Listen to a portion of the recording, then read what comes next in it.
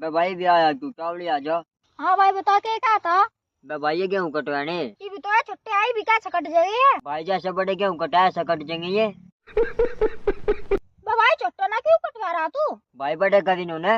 मैं कैसा कर दूँ बड़े? भाई जैसे क्यों बड़े होया। फिर बड़े होंगे ना? बे भाई आटा खत्म हो लिया। भाई फिर दुकान पे तला आटा। बे भाई पागल हो लिया कि हम दुकान पे क्यों लावे जी हमने गेहूं बोए।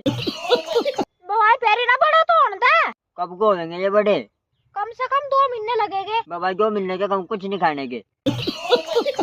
भाई मांग के खा लो। बे भाई हम क्यों मांगे जी हमने गेहूं बोए। एक काम करो, तुम खिचड़ी बना लो चावलों की। बे भाई चावल नहीं है। चावल दुकान पे तले आओ। बे भाई पैसे भी नहीं है।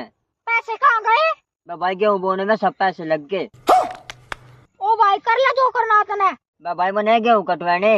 भाई ना बड़े तो होंगे। भाई का दिन गेहूं ना बड़े। भाई मैं कैसा करूँ? भाई जैसे क्यों होया बड़ा।